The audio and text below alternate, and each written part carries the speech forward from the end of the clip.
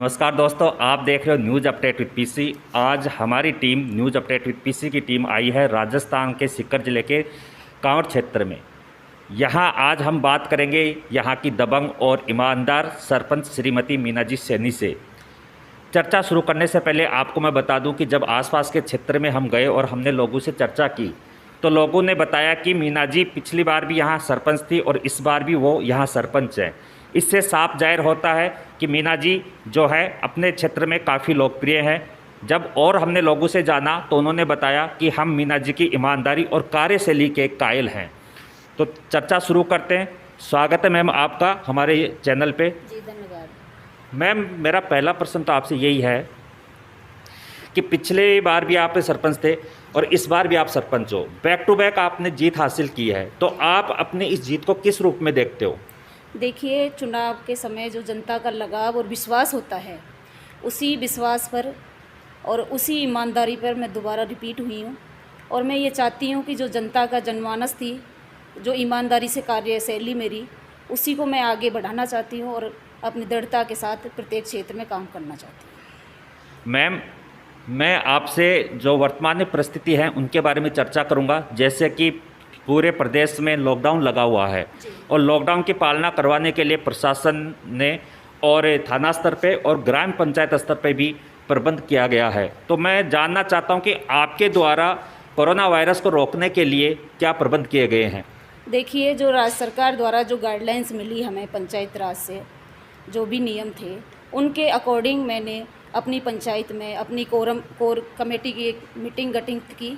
उसके बाद वार्ड पंच और मीटिंग के जो कोर कमेटी के सदस्यों के साथ मैंने जनता को कोरोना की जागरूकता के लिए मैंने प्रचार प्रसार करके लोगों को जागरूक किया कि किस तरह से इस कोरोना महामारी से बचा जाए।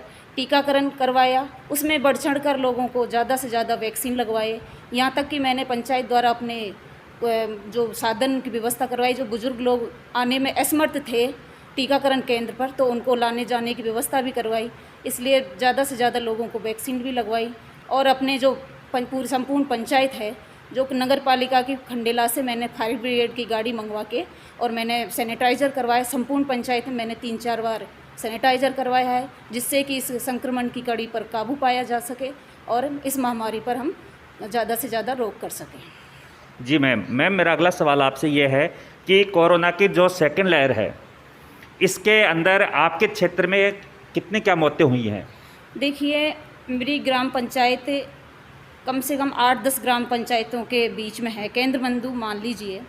इस कोरोना की मौतों की कड़ी में यहाँ कम से कम 20-22 मौतें हो चुकी हैं।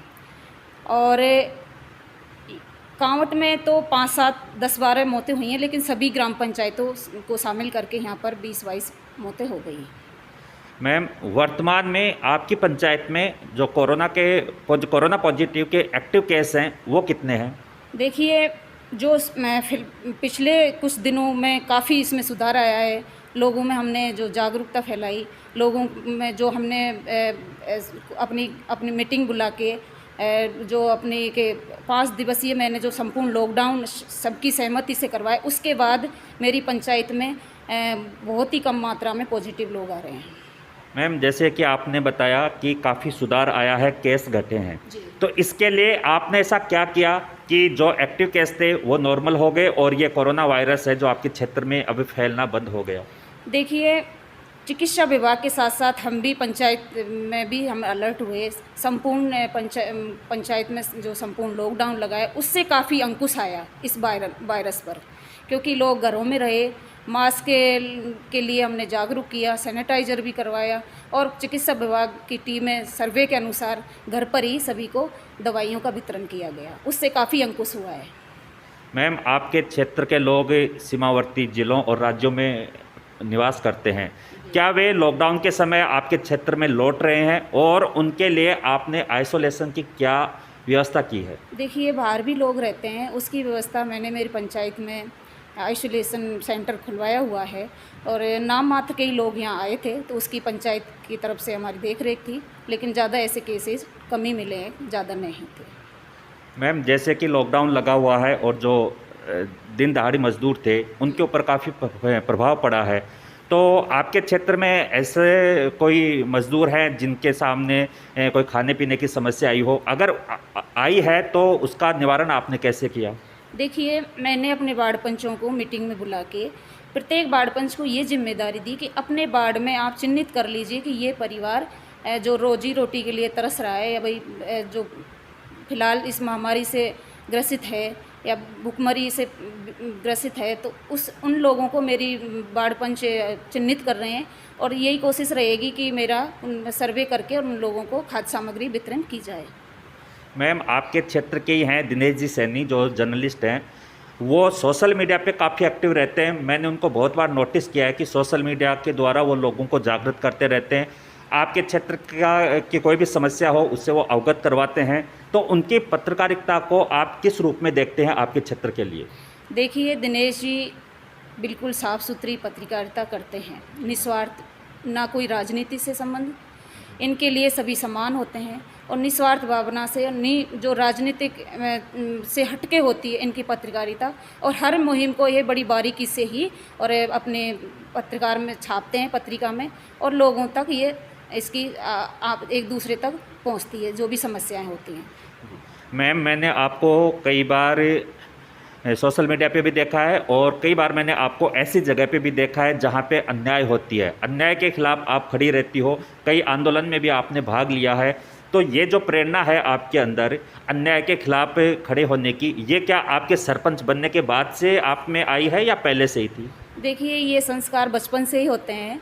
सरपंच तो मैं अब 5-7 साल से बनी हूँ और मैं तो आपके थ्रू, मीडिया के थ्रू यही कहना चाहूँगी कि प्रत्येक महिला में ये भावना होनी भी चाहिए अपने हित की और अपने अधिकारों को लेने की। इसलिए मेरा कहीं भी किसी भी क्षेत्र में, आज सरपंच तो हूँ लेकिन मेरी यही सोच रही है। और वैसे सर, मैं आपको बता देती हूँ, मुझे ब्लॉक स्तर का राष्ट्रीय मानव अधिकार की ब्लॉक अध्यक्ष भी हूँ मैं। तो ऐसी जहाँ भी कोई घटनाएं होती हैं मैं जाती हूँ और कोशिश यही रहती है कि उसका निवारण करने की कोशिश करती हूँ। मैम, राजनीति में आने का आपका मन पहले से ही था या फिर अचानक से बना था?